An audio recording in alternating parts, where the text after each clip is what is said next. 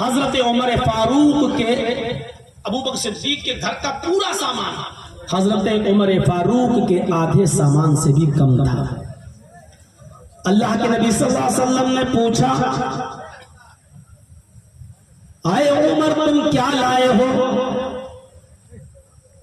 حضرت عمر فاروق نے جب یہ سنا کہ اللہ کے نبی صلی اللہ علیہ وسلم نے فرمایا کہ جاؤ اپنے اپنے گھر سے سامان لے کر آؤ، تو حضرت عمر فاروق آج سوچنے لگے کہ آج موقع ہے اپنے گھر سے سامان لانے کا، اور اتنا زیادہ سامان لاؤں گا کہ آج حضرت ابو بکر صدیق سے میں نیکیوں میں آگے بڑھ جاؤں گا۔ فَاسْتَبِقُوا الْخَيْرَاتِ، قرآن نے کہا ہے کہ آپ کسی سے آگے بڑھنا چاہیں تو دولت میں آگے مت بڑھیے، بزنس میں آگے مت بڑھیے۔ اس نے اتنا کمایا ہم اس سے زیادہ کمائیں، اس کے پاس 1 لاکھ روپیہ ہے تو ہم 1.5 لاکھ کمائیں، یہ نہیں ہونا چاہیے۔ لیکن آپ اگر آگے بڑھنا ہی چاہتے ہیں کسی سے تو قرآن کہتا ہے نیکیوں میں آگے بڑھو۔ اچھا یہ اتنا نماز پڑھتا ہے ہم اس سے زیادہ نماز پڑھیں گے، اچھا یہ غریبوں میں اتنا دیتا ہے ہم اس سے زیادہ دیں گے، لیکن وہ بھی چپکے سے دکھا کر نہیں، ریا نمود کے ساتھ نہیں۔ اچھا یہ 5 غریبوں کو کھانا کھلاتا ہے میں چپکے سے 10 غریبوں کو کھانا کھلاؤں گا۔ آپ نیک کام میں ایک دوسرے سے آگے بڑھنے کی کوشش کیجیے، بزنس سے نہیں، کاروبار میں نہیں، اس میں آپ آگے بڑھنے کی کوشش نہ کریں، اس میں آگے بڑھنے کی۔ تو حضرت عمر فاروق نے جب اعلان سنا، ابو بکر نے بھی اعلان سنا، اللہ کے نبی نے فرمایا کہ کون ہے جو آج تعاون کرے گا غزوہ تبوک میں لڑنے کے لیے، اپنے گھر سے سامان لائے گا، اللہ اس کو جنت دے گا۔ سب لوگ آگے بڑھنے لگے، نیک کام تھا، جلدی کرو جلدی کرو۔ حضرت عمر فاروق نے سوچا آج میں اتنا مال لاؤں گا کہ آج ہی موقع ہے ابو بکر صدیق سے جو کبھی میں نیکیوں میں آگے نہیں بڑھ پایا، آج میں ابو بکر صدیق سے نیکیوں میں آگے بڑھ جاؤں گا۔ آج موقع ہے اپنے آپ کو اس نیک کام میں آگے بڑھانے کا۔ حضرت عمر فاروق اپنے گھر کا آدھا مال لے آئے اور سوچ رہے تھے کہ میرا مال ابو بکر کے مال سے زیادہ ہے، اس لیے آج اللہ کے رسول خوش ہوں گے اور کہیں گے کہ عمر تم نے تو واقعی بہت بڑا کام کیا ہے۔ جب یہ دونوں صحابی نبی کے سامنے آئے تو اللہ کے نبی صلی اللہ علیہ وسلم نے پوچھا کہ اے ابو بکر تم کیا لائے ہو؟ کہا اپنے گھر کا سارا مال لے آیا ہوں۔ کہا سارا مال لائے ہو تو گھر میں کیا چھوڑا ہے؟ سنیے، گھر میں کیا چھوڑ کے آئے ہو؟ تو حضرت ابو بکر کی آنکھوں میں آنسو آ گئے اور روتے ہوئے کہنے لگے اے اللہ کے نبی گھر میں کیا چھوڑوں گا؟ گھر میں بس اللہ اور اس کے رسول کی محبت چھوڑ کے آیا ہوں، کوئی چیز گھر میں باقی نہیں ہے، جو کچھ بھی تھا سب لے آیا۔ حضرت عمر فاروق سے پوچھا کہ اے عمر تم کیا لائے ہو؟ حضرت عمر نے کہا یہ سارا مال جو آپ دیکھ رہے ہیں۔ فرمایا پھر گھر میں کیا چھوڑا ہے تم نے؟ تو حضرت عمر فاروق نے کہا جتنا مال لایا ہوں اتنا ہی میں نے گھر میں بھی چھوڑا ہے، یعنی میں نے اپنے گھر کے مال کے 2 حصے کیے، ایک حصہ گھر پہ چھوڑا، ایک حصہ لے آیا ہوں۔ حضرت ابو بکر کہتے ہیں اے اللہ کے نبی میں اپنے گھر کا سارا مال لے آیا، گھر میں نے کچھ نہیں چھوڑا، اگر چھوڑا تو صرف اللہ کا نام باقی چھوڑا ہے، صرف اللہ اور اس کے رسول کی محبت کو گھر میں چھوڑا ہے۔ اتنا سننا تھا حضرت عمر فاروق ڈھیگے مار مار کے رونے لگے، آنکھوں میں آنسو بھر آئے، زور زور سے روتے ہوئے کہنے لگے اے ابو بکر آج تو تم اپنے گھر کا سارا مال لائے، گھر میں کچھ بھی نہیں چھوڑا، آج ہی تو میں نے سوچا تھا کہ میں نیکیوں میں آپ سے آگے نکل جاؤں گا، آج میں اپنے گھر میں اتنا مال لاؤں گا اپنے گھر سے کہ میرا مال سب سے زیادہ ہوگا، لیکن تمہارا کم مال بھی سب سے زیادہ ہے، کیونکہ آپ نے تو اپنے گھر میں کچھ چھوڑا ہی نہیں ہے، اور میرا مال آپ سے زیادہ ہونے کے باوجود بھی کم ہے، کیونکہ آدھا مال میں نے گھر میں چھوڑا ہے۔ آئے صحابہ، آئے اللہ کے نبی، میں کبھی بھی پوری زندگی میں کتنا بھی نیک عمل کر لوں، لیکن آج اعتراف کرتا ہوں کہ میں ابو بکر صدیق سے نیکیوں میں آگے نہیں نکل سکتا، میں کبھی زندگی میں ابو بکر صدیق سے نیکیوں میں آگے نہیں بڑھ سکتا۔ ابو بکر صدیق کی نیکی نیکی رہے گی، ہم کبھی اس سے نیکیوں میں آگے نہیں بڑھ سکتے ہیں۔ सारिऊ इला मग़फ़िरतिन मिन रब्बिकुम व जन्नतिन अर्ज़ुहा अस्समावातु वल अर्ज़ उइद्दत लिल मुत्तक़ीन। नेक काम करने में, अपने रब की मग़फ़िरत को तलब करने में तुम जल्दी करो, लब को दौड़ो, जन्नत को हासिल करने में जल्दी करो। अर्ज़ुहा अस्समावातु वल अर्ज़, उस जन्नत की पैमाइश, उस जन्नत की लंबाई और चौड़ाई, उस जन्नत का तूल व अर्ज़ ज़मीन व आसमान के बराबर है। उस जन्नत को हासिल करो। ये कौन सा घर है तुम्हारा? 1200 स्क्वायर फीट, 1500 स्क्वायर फीट, ज्यादा से ज्यादा 2000 स्क्वायर फीट, बहुत बड़ा घर होगा तो 5000 स्क्वायर फीट। इस घर के लिए तुम अपनी पूरी की पूरी जिंदगी दांव पे लगा देते हो। अल्लाह कह रहा नेक अमल में जल्दी करो, हम इतनी बड़ी जन्नत तुम्हें देंगे जिसकी लंबाई चौड़ाई जमीन व आसमान के बराबर है, जिसके छोर का पता नहीं है, जिसकी इंतहा का पता नहीं है। जन्नत में सबसे कम जगह जिस जन्नती को मिलेगी जानते हो? जिस जन्नती को मिलेगी वो भी कितनी बड़ी होगी। अरे दुनिया में कोई ऐसा तो होगा जिसने सबसे कम नेक अमल किए होंगे और जिसने सबसे कम नेकियां की होंगी, और उसको भी जब अल्लाह जन्नत देगा तो सबसे कम नेक अमल करने वाले को जब जन्नत मिलेगी तो उसको जन्नत में सबसे कम जगह मिलेगी। लेकिन वो सबसे कम जगह भी कितनी होगी? बुखारी और मुस्लिम की रिवायत पढ़िए तो आपको पता चलेगा जन्नत में सबसे कम जगह जिस जन्नती को मिलेगी वो जगह भी इतनी बड़ी होगी कि वो एक तरफ अपने मकान से घोड़े पर बैठकर सफर करे, उसका घोड़ा 100 साल तक दौड़ता रहे और 100 साल के बाद जहां रुकेगा वहां तक उसकी जगह होगी।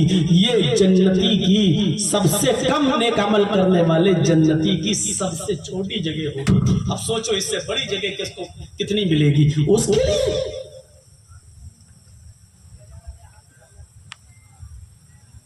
और उन हूरों को तलाश करो, उनको पाने की कोशिश करो जिनकी पिंडली 70,000 कपड़े पहनने के बावजूद भी 70,000 कपड़े पहनने के बावजूद भी उनकी पिंडली नहीं, पिंडली के अंदर जो हड्डी है, ये हड्डी, इस हड्डी के अंदर जो गूदा है वो गूदा भी नजर आ रहा होगा, इतनी खूबसूरती होगी। इनके पीछे फिरते हो जो नाक निकाल दे तो देखने की शक्ल न, तबीयत ना हो। इनके पीछे आप फिर के अपनी जिंदगी बर्बाद करते हो और अपनी इबादतें तर्क करते हो, रात रात भर अपनी इबादतों को छोड़कर रीत करते हो। जिनको अगर मुंह से बलगम आ जाए तो आप उनका चेहरा तक देखना गवारा ना करें। ऐसी जलसा मैंने कहा था ना, कल शायद कल ही कहा था मैंने। सोचो मेले लगते हैं, आपके घर में मेला लगा है, सबसे पहले जलसे कराने वालों को मेलों पर पाबंदी लगानी चाहिए। ये फितना है, फितना जलसों के नाम पर फितना है ये। इसमें हमारे मर्द और औरतों की जो लड़के और लड़कियों की जो भीड़ें होती हैं वो जलसे के असरात को बिल्कुल खत्म कर रही हैं।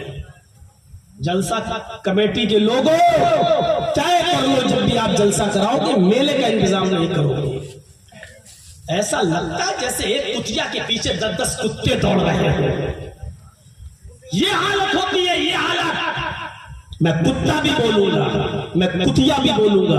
जिसको सुनना है सुने, जिसको नहीं सुनना भागे यहां से, कोई जरूरत नहीं है। मेरे भाइयों, कुरान ने भी कहा उलाइका कल अनआम, ये चौपाइयों की तरह हैं, जानवरों की तरह हैं, बल हुम अज़ल, बल्कि उनसे भी ज्यादा गए गुजरे। हम वही जबान बोल रहे हैं। कुरान ने भी कहा है कि दुनिया एक सड़ी हुई लाश है। दुनिया इन दुनिया जीफतुल मय्यत, एक सड़ी हुई और गंदी लाश है। वो तालिबुहा किलाब, और इस दुनिया को चाहने वाले, इस दुनिया के पीछे पड़ने वाले कुत्ते हैं, कुत्ते जो इस मुर्दा लाश को नोच नोच के खा रहे हैं। हम वही जबान बोल रहे हैं। अगर आपको बर्दाश्त नहीं है भाग जाइए, जाइए। मैं बोलता हूँ जैसे कुतिया के पीछे 10 कुत्ते भागते हैं वही हाल होता है इन जलसों में। इन दुकानों में एक लड़की के पीछे 10 लड़के लगे रहते हैं। इन जलसों पर میں دکانوں پر اور میلوں پر پابندی لگائیے، یہ جلسوں کے اثرات کو ختم کر رہی ہے، دینی ماحول کو ختم کر رہی ہے۔ بمبئی اور ابھی ہم جے پور میں پرسوں یہ آپ کے 20 تاریخ کے 21 تاریخ کے جلسے میں 20 کے میں جے پور میں تھا، 9:45 پہ جلسہ ختم ہو گیا، کوئی دکان نہیں، شہر ہے، غور کرو، راجستھان کا کیپٹل ہے، میں پروگرام کر کے آیا ہوں، ایک دکان کا انتظام نہیں ہوتا ہے، آپ سے 4 گنا زیادہ بھیڑ تھی وہاں پر جے پور کی سرزمین پر، کیا ان کے جلسے نہیں ہوتے ہیں کیا؟ ہریانہ میں جلسے نہیں ہوتے ہیں کیا؟ مہاراشٹر میں جلسے نہیں ہوتے ہیں کیا؟ کہاں دکانیں لگائی جاتی ہیں، کہاں میلے لگتے ہیں؟ آپ کو ایک رات کا جلسہ کرنے کے لیے میلہ لگانے کی ضرورت کیوں پڑتی ہے؟ اور میلہ اگر لگاتے ہی ہیں تو پھر لڑکے اور لڑکیوں پر پابندیاں کیوں نہیں لگاتے ہیں آپ؟ کیوں ایک ہی دکان پر لڑکے اور لڑکیاں دونوں جاتے ہیں؟ جلسے میں تو آپ الگ انتظام کیے ہوئے ہیں عورتوں کا بیٹھنے کا، بھائی جب جلسوں میں آپ الگ انتظام کر سکتے ہیں تو پھر عورتوں کے لیے لڑکیوں کے لیے آپ الگ دکانوں کا انتظام کیوں نہیں کر سکتے ہیں؟ آپ وہاں آپ مخلوط کریں گے، لڑکے لڑکیاں مل کے سامان خریدیں، اور جلسے میں آپ لڑکے اور لڑکیوں کا عورتوں اور مردوں کا انتظام الگ کریں گے۔ میرے بھائیوں، اگر آپ بازاروں میں الگ نہیں کر سکتے ہیں تو جلسوں میں پھر آپ الگ کیوں کرتے ہیں؟ صاحب جلسہ دینی ہے، جلسہ دینی ہے تو دین کے نام پر پھر آپ لوگوں کو دھوکہ کیوں دے رہے ہیں؟ آپ پھر آپ یہ षڑینتر کیوں رچ رہے ہیں؟ دیکھیے آپ بیٹھے ہیں سب، جب ہم آئے تھے تو سب ابھی مارکیٹ میں تھے اور دوڑ رہے تھے، ایسا لگ رہا تھا یہاں کوئی مولوی قرآن و حدیث سنا ہی نہیں رہا ہے، پتہ نہیں شاید کوئی ڈرامہ چل رہا ہے اور نوٹنکی چل رہی ہے، اس لیے سب مارکیٹوں میں گھوم رہے تھے۔ میرے بھائیوں، ان چیزوں پر پابندی لگنی چاہیے۔ غزوہ تبوک میں دیکھی حضرت عمر فاروق چیخ پڑے کہ میں ابو بکر صدیق سے کبھی نیکی میں آگے نہیں نکل پاؤں گا، کبھی نیکی میں آگے نہیں نکل پاؤں گا۔ ایک بار عمر فاروق سودے بازی پر اتر آئے، سودا بازی سمجھتے ہیں نا، سودے بازی، اے ابو بکر میری زندگی بھر کی نیکیاں تم لے لو، سودا کرنے لگے، میری زندگی بھر کی نیکیاں تم لے لو، اور اپنی ایک دن کی وہ نیکی جس دن آپ غار ثور میں اللہ کے نبی صلی اللہ علیہ وسلم کے ساتھ تھے، آپ کا نبی اکرم کا سر آپ کی ران پر تھا اور آپ اپنے انگوٹھے سے ایک سوراخ کو بند کیے ہوئے تھے، اور ایک بچھو آپ کے پیر میں کاٹ رہا تھا، ڈنک مار رہا تھا، لیکن آپ اپنا پیر اس لیے نہیں ہلا رہے تھے، اس میں جنبش حرکت اس لیے نہیں کر رہے تھے کہ اگر پیر ہلاؤں گا تو نبی اکرم کی نیند میں ڈسٹرب ہو جائے گا، نبی اکرم کی آنکھ کھل جائے گی، اس لیے آپ نے اپنے پیر کو انگوٹھے کو بچھو سے کٹوانا گوارا کر لیا لیکن پیر ہلانا گوارا نہیں کیا۔ اس دن کی جو نیکی آپ کی تھی وہ ایک دن کی نیکی مجھے دے دیجئے، اور اس ایک دن کی نیکی کے بدلے میں میری زندگی بھر کی عبادتیں، میری زندگی بھر کی نیکیاں لے لیجئے۔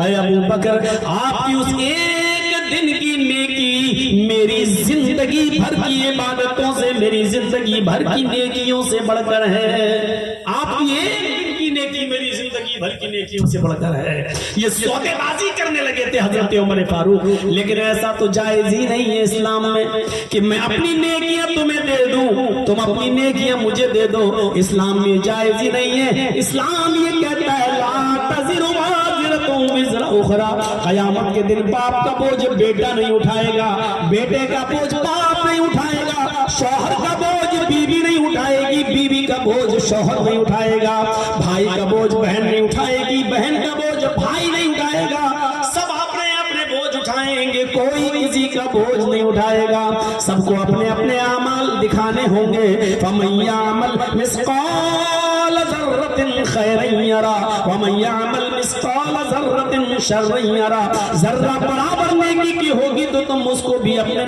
نام اعمال میں دیکھ لو گے، ذرہ برابر برائی کی ہوگی تو تم اس کو بھی اپنے نام اعمال میں دیکھ لو گے۔ میرے بھائیوں، یہی غزوہ تبوک ہے۔ اللہ کے نبی صلی اللہ علیہ وسلم نے صحابہ سے چندہ مانگا، ہے کوئی جو تعاون کرے، ہے کوئی جو مجھے مال دے، اللہ اس کو جنت دے گا۔ ابو بکر صدیق اپنے گھر کا سارا مال لے آئے، عمر فاروق اپنے گھر کے مال میں سے آدھا لے آئے، حضرت عثمان غنی نے 100 اونٹ غزوہ تبوک کے موقع پر دیے۔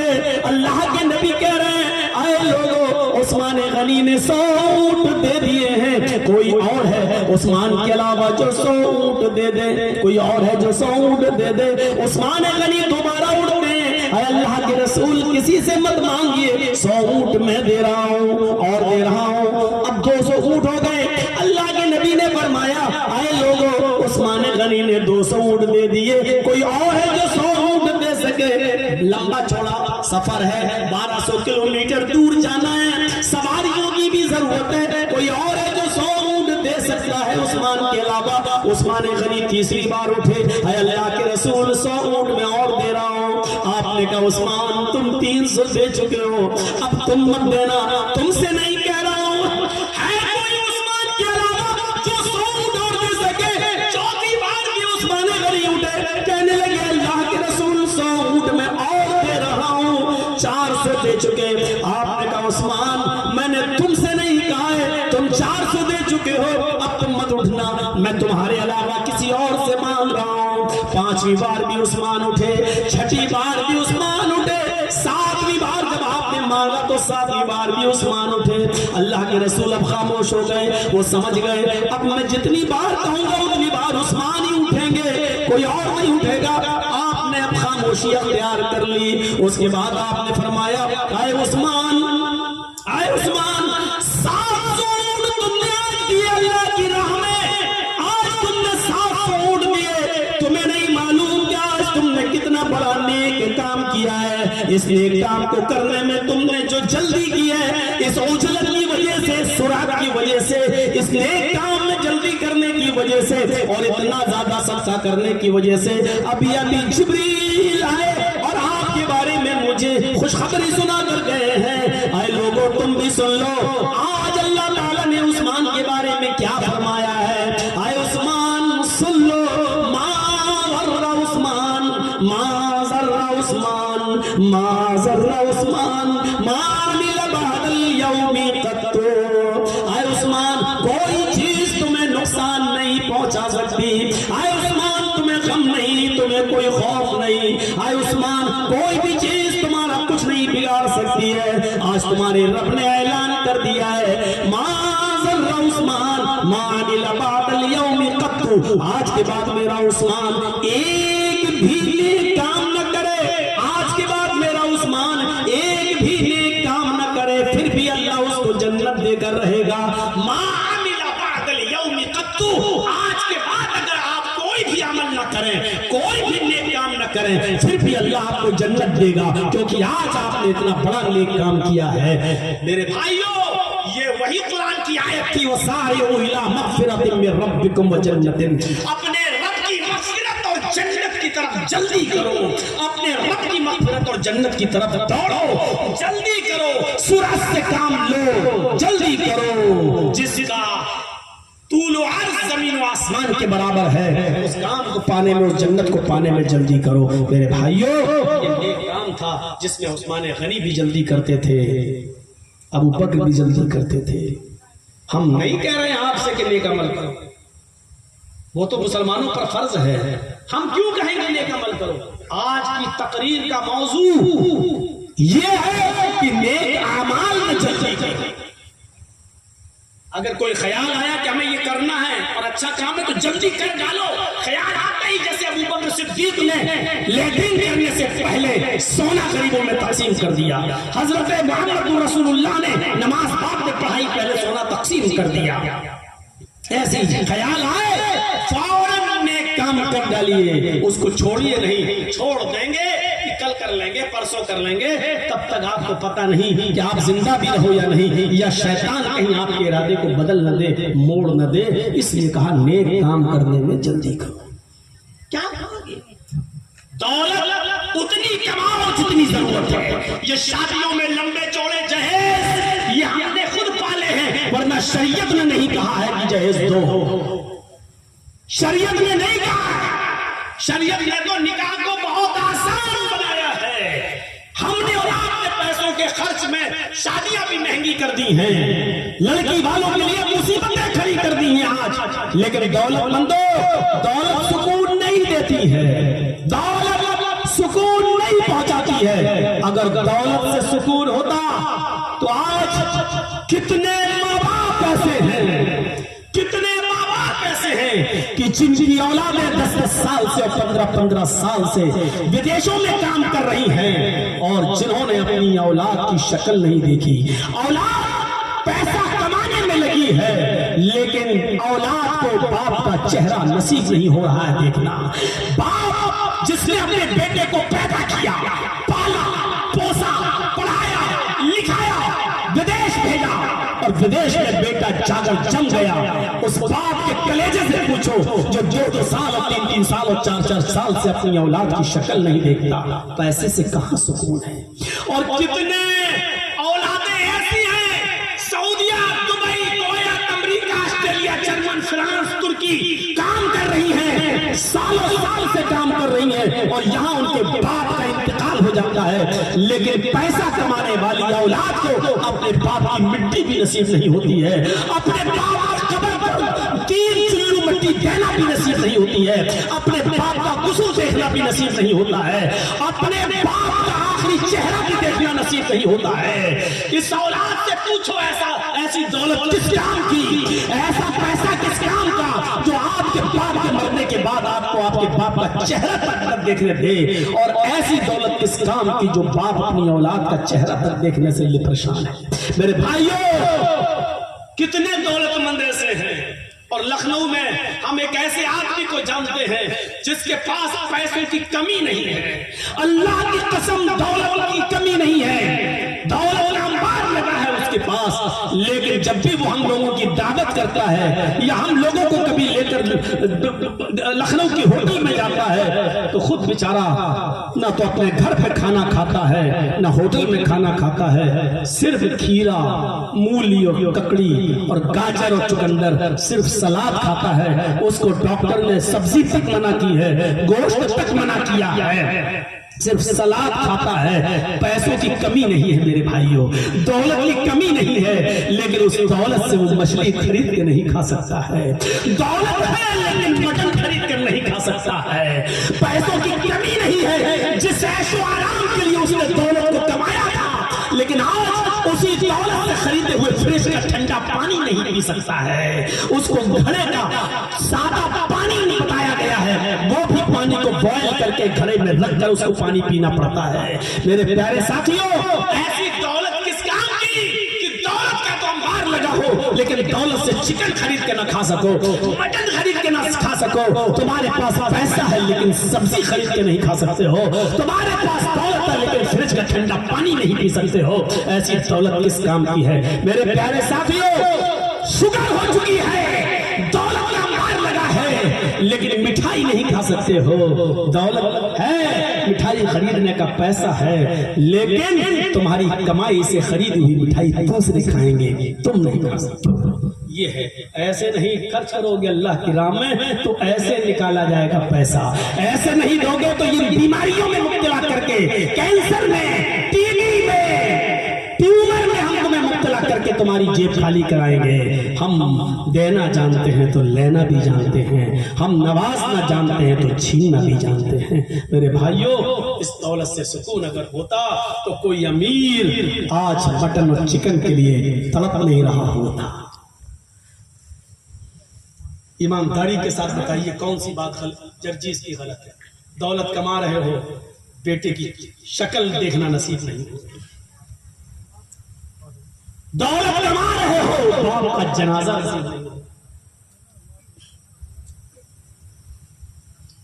شادی کا مقصد ہوتا ہے میاں بیوی ایک ساتھ رہیں، شادی کے بعد تم ودیشوں میں 2-2 سال کے لیے جا رہے ہو، ادھر تم پریشان ہو، ادھر تمہاری بیوی پریشان ہے. جبکہ قرآن نے کہا لِتَسْكُنُوا إِلَيْهَا،